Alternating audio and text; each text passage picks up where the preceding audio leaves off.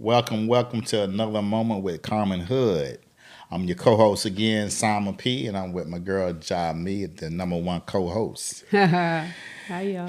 And today we want to do on a basic topic, and the basic topic comes from just the things that really matter. And she brought it to my attention that one of the things that really matters is eating healthy. And with that eating healthy, I thought about numerous things like I'm sitting here with a pouch, so I wouldn't be a resemblance of that. And as a change of diet affects my health. And you brought up the term how urban areas are starting to kind of revitalize the areas with growing food. And what's been the drive behind that? Because I see it's been an increase, people growing plants everywhere. Yeah, well, the economy has a lot to do with that. All of the unnatural things that are in the foods that's packaged, that has something to do with it. But, our ancestor blueprint has a history, as we call it, the blueprint of agricultural engineering. So those that were taken from Africa and enslaved here, they took the engineers.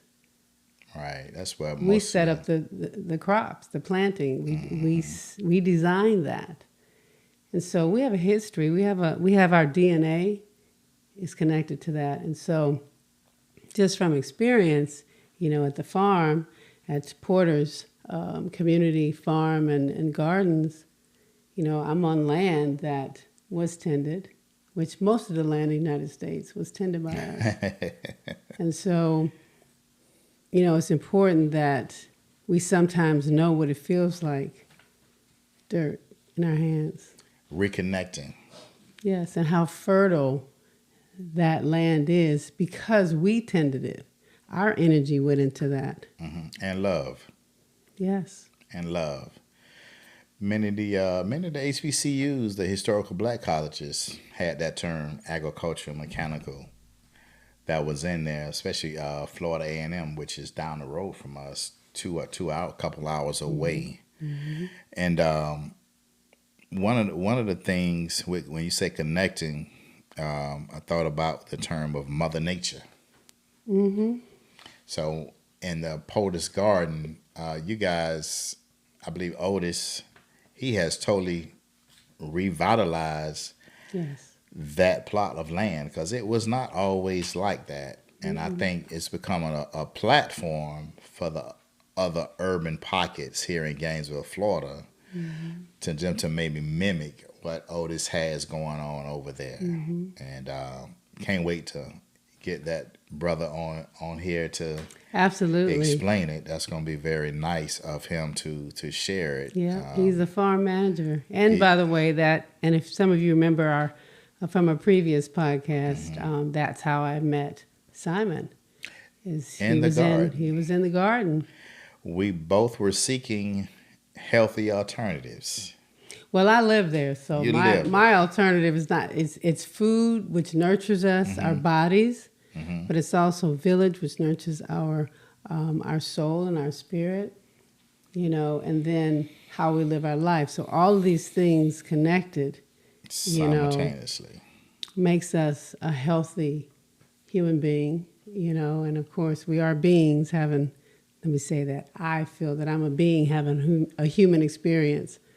But what I eat definitely has an impact. And if you don't think it does, then when you eat something and you see how it transforms your body, then obviously it has an impact. And certain things that you eat, you can see your skin looks different or feels different. Then that means that what I'm intaking has something to do with that. And if your digestion is not... if you're not able to digest properly, that lets you know something is impacting the easy flow of what normally happens. There's a flow in, out. The body knows what to keep and the body knows what to throw away. But then when you put things in that is all these additives, this stuff's like, oh my God, I gotta work a little bit harder. So it's just it's all connected. Mm-hmm. But again, we live in this world that modernity makes us think that doing this is considered progress, but sometimes it's not. It's taking a It step makes back. it easier to okay, I can pop this drink into my body, but the plastic that it's in, how does that impact not just me, but the planet? Right now, we got nothing but plastic everywhere. I'm guilty of it. Going to get water bottles But to drink more water. I'm I guilty of mean, that. we all do. Mm-hmm. It's not even about any blame or shame, and that's the thing too is that Simon and I are here to just have conversations and to share resources. We're not here to preach or throw blame or shame. Sometimes, just like with a flashlight, you see something in the corner that you just want to see a little clearer. Right. Or a little brighter. That's all we're doing. That's all most of us do. Painting a better when we picture. want to share, just highlight it a little bit, so that we think about it different. Because, once you hear it and once you know something, you got to do better. Got to do better. You can't unhear it. You can't unsee it. Right. And, that community garden is that. Some of the benefits that I really saw is just bringing the community together. It is, yeah. And it's kind of modifying or changing, the way we may have viewed our diets. Mm-hmm. And I came to a local public store here, and the lady said, yes, she was so vibrant. I asked her how old she was. She was like, I'm 80. And I was like, wow. And she was like, what's the secret? I asked her, what's the secret? She said, I only shop on the edge of the store. And it made me go back outside. And instead of going directly in the store, I decided to walk to the perimeter. So as I got back through the perimeter, I said, okay, you have all your supposed to be clean meats, your vegetables, your this everything, but everything was in the aisle was either all processed stuff, and that's what took up most of the store. And I thought like, wow, I never kind of viewed it like that when I walked into a grocery store. But she was like, but that's where I shop at majority of the time. Wow, and I only shop on those areas, and that has been my key, what I put in the body. And that's part of the urban farming that you see that's revitalizing the communities that you see. And to bring those in the areas is a great thing. And very positive for that community over there. Absolutely, because y'all know y'all like some greens. Come on now. Yeah, some collards, kales. Kale, that's what we're growing. He had some of everything. Remember the broccolini I had you taste while we were standing there? Yeah, the broccolini are like these little broccolis, and you just pop it in. It's so good. I saw the Brussels sprouts the last time I was over there. I just was able to. The blackberry tree that you guys have over there. Oh man, that's about 100 years old, if not more. And one of the elders was telling us how that she got her first kiss under that tree. Really? Oh my goodness! Really? It's just It's going to be an expansion of that, and it's something I definitely want to. I'm from the community called Duval, and the city has a little plot. They call it Cedar Grove, and went from Duval, and it has a plot similar to what you guys has. And I suggested to the people that started that it'd be nice if can link the two, because it seems like Otis has some mad skills. Oh, goodness. Yeah. With farming over there. He does. Mad skills. So the benefit of eating healthy, you mentioned that it's a lot of positive things that come from it. If you were teaching a little child and ran the child, what would be some of the tools or what kind of diet would you present to take? Well, first of all, I would talk about the dirt. I just want them to feel the dirt. Feel it. Just feel it. You just feel the fertile the beauty, some it's just darkness. It depends on what it is. I mean, but ours is like kind of dark and just feeling that, and it normally has this little moisture to it. Moisture to it. Yeah, and then just when you're looking around, you're seeing all the green. You're seeing all of these different variations of what Mother Nature does. Mother Nature does. Mother Earth. She's our first mother. That's how I look at her. She's our first mother. And so she never changes. She just keeps giving. Just keeps producing and giving and giving. How about that? All the time. Those are the things that you want to set a tone for what they're doing. Like, you're not just doing anything. You're communing. You're connecting with Mother Earth. Because ashes to ashes, but that's still Earth. That's still Earth. Still Earth. That's still Earth. We return to our mother. They call it good soil. Yep, and we're good soil. And the good soil produces us a lot of fruit. So that's an interesting way of how you would talk about getting us all connected. Mm-hmm. It's like a relationship. You're building a relationship. You're building that relationship. Yeah. You're nurturing each other. You're watering it down, and seeds are producing. You're taking care of it. Yep. It's like any relationship. You getting to know each other. You kind of come see each other. Like, you might bring some water. You might decide you want to go. And, just like a relationship, you have dates. You go on dates. And you're like, let me show you this. Let me share who I am.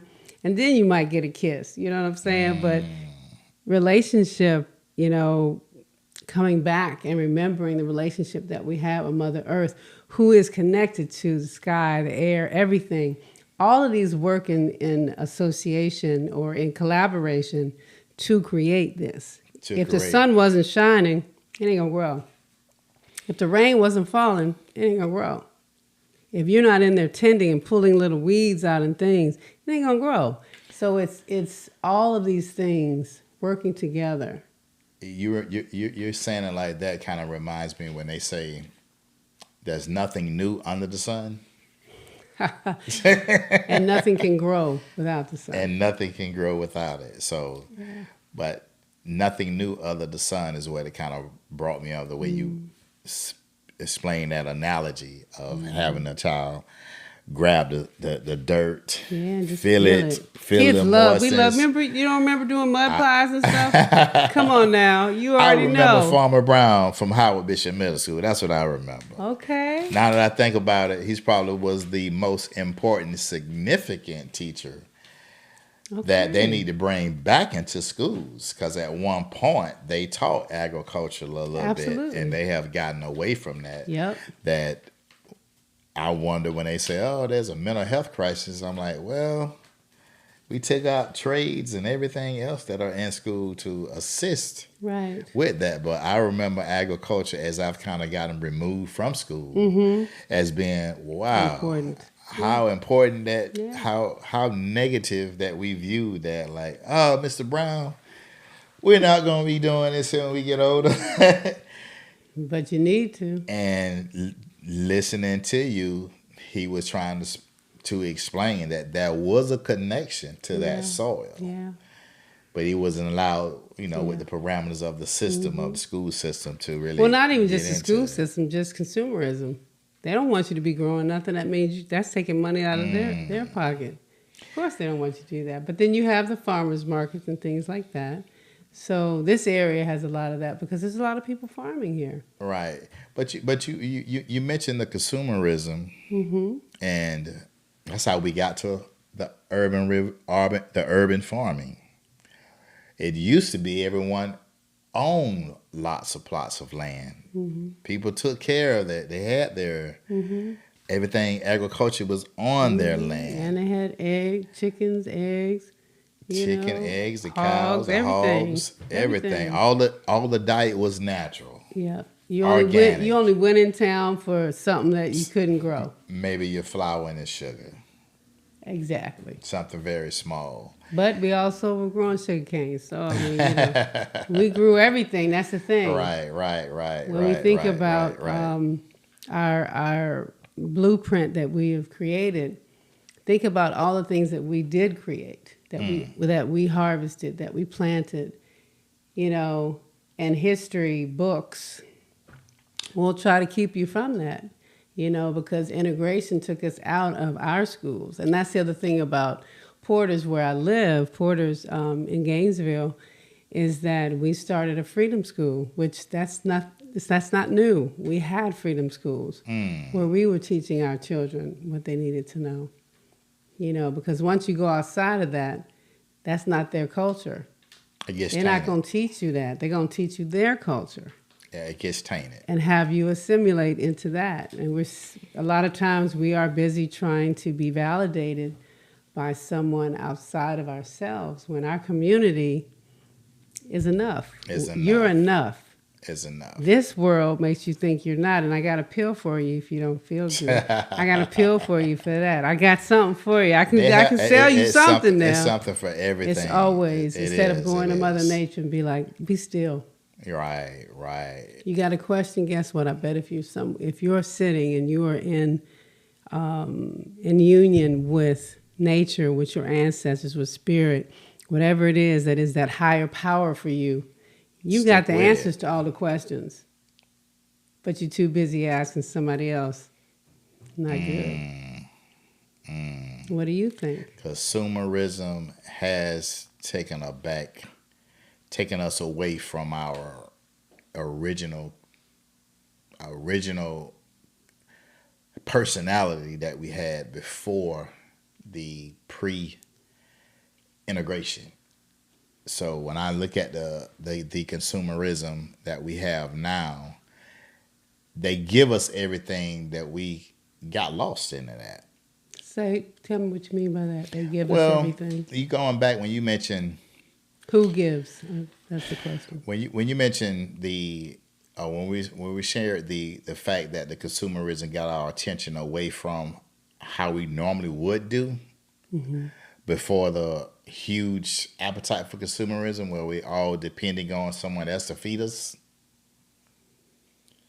So it kind of went south with the lands being lost, with the talent of agriculture being lost, and everything kind of went on depending on them with the population of the stores, and that consumerism went from us losing our talent as well as money, transferring it to the system. In my opinion, and during the recent, I think they had the COVID virus.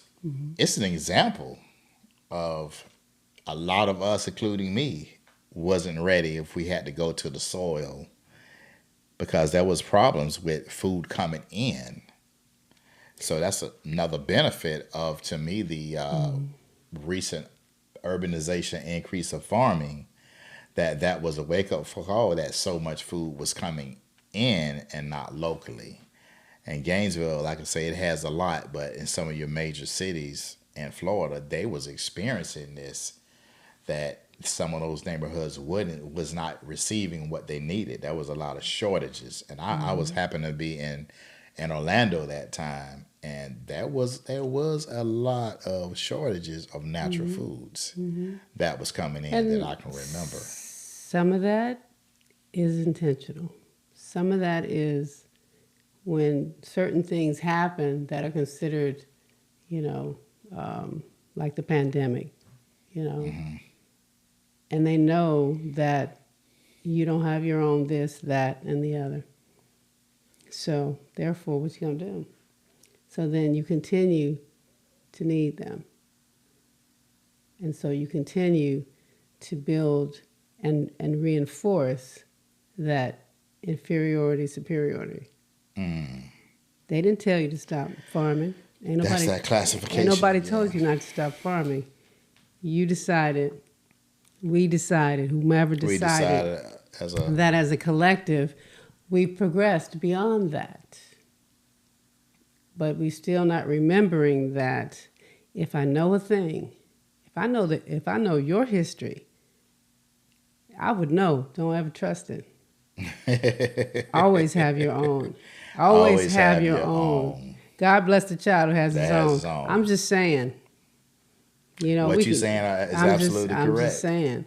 Absolutely You correct. know, so it's knowing the blueprint enough to be able to go back and say, you know, what is it that I'm doing or not doing that will repeat? Because history always repeats itself.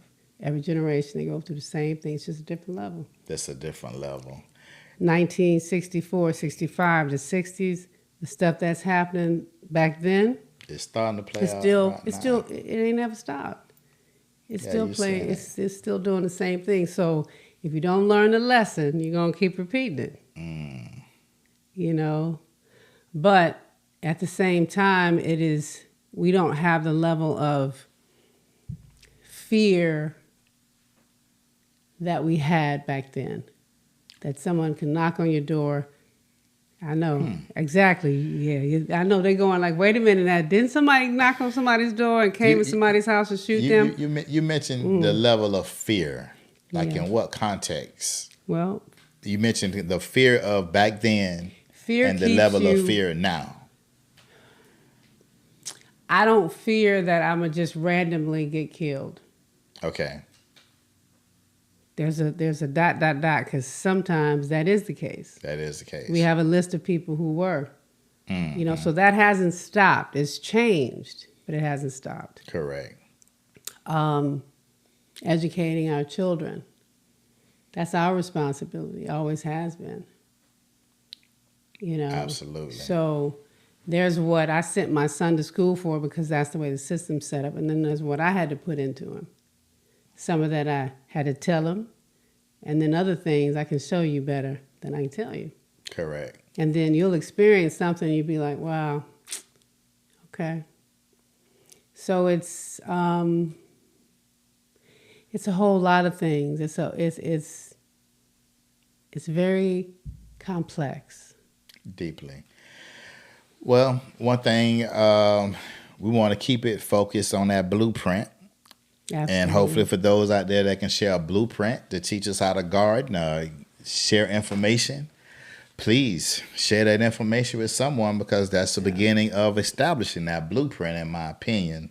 We're taking care of the number one asset, which is your lovely body. Yes. So please, if you're in Gainesville, stop by. Yes. You know, Porter's Garden. We're at 3rd and 5th. You know, in the downtown area, and if you have access to Google, how about look up, you know, historical Black farms in the U.S., etc. Just look up some things that you'll be pleasantly surprised, because there's a lot of agricultural excellence in our DNA. So you are sitting probably, if you just put your hand to your heart, you got some ancestors inside that did some stuff. You need to look for them. Look for them. Look for them. Feel them. And do not be ashamed of gardening, because I think that was the thing I can remember in 7th or 8th grade, that he was trying to show us that this is important. And everybody was thinking about, I'm gonna be this, I'm gonna be that. Right. I'm gonna be this, I'm gonna do this. I don't need that. I can go in the store to buy my food. I don't want to do that. That's old school. Yeah. And look at it today. How about that?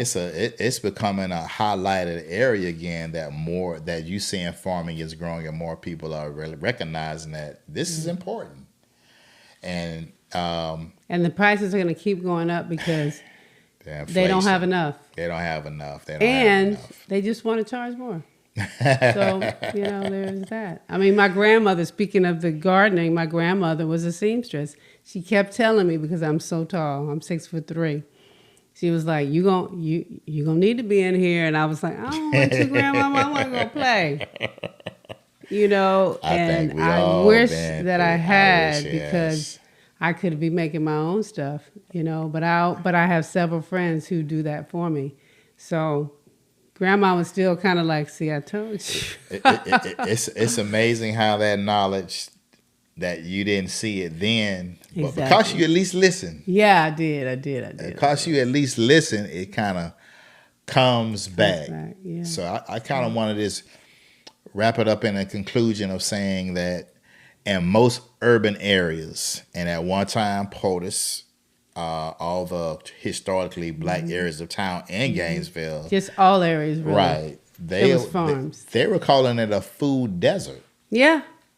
Like there was actually no resources there for that. So to see the power of what the Duval community and the greater Duval is doing, as well as the Portis community, it's something that needs to be very highlighted. And hopefully not hopefully, we're going to revisit that with some of those people that are managing and putting their hands in the dirt. And telling us about how beautiful that soil is. And also Google farms in your neighborhood, wherever you live.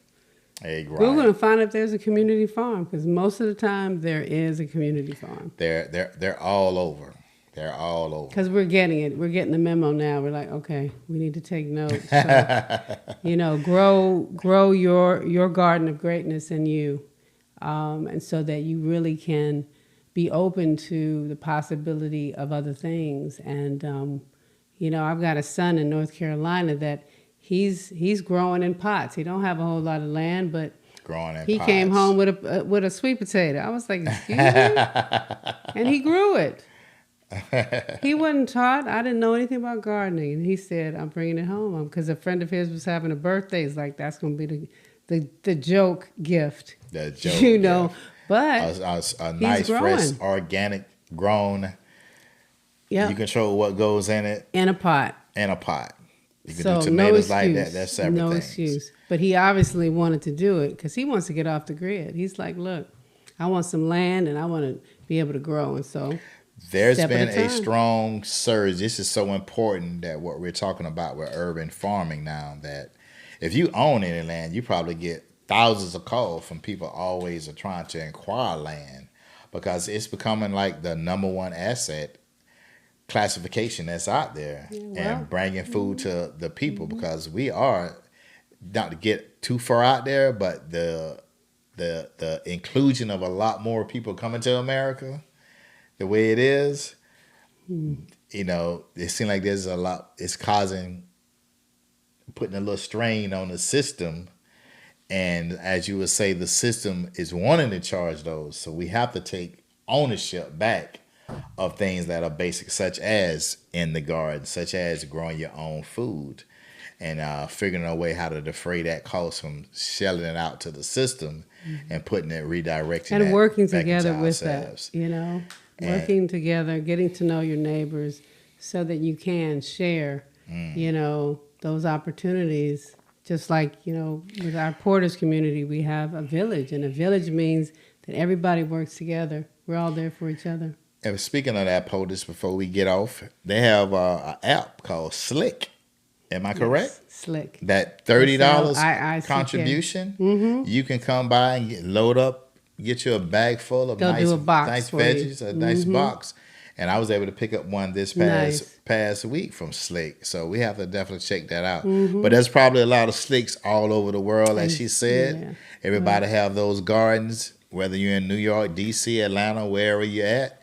I'm pretty sure there's some gardening going on somewhere, and she's absolutely correct. And look forward to our farming manager, Otis Garrison. When he talks to you about farming, it's going to be a whole nother level. He is so brilliant, and he's coming with all of his ancestral. Just the title alone that he was telling you about is just deep. Yeah. It's deep.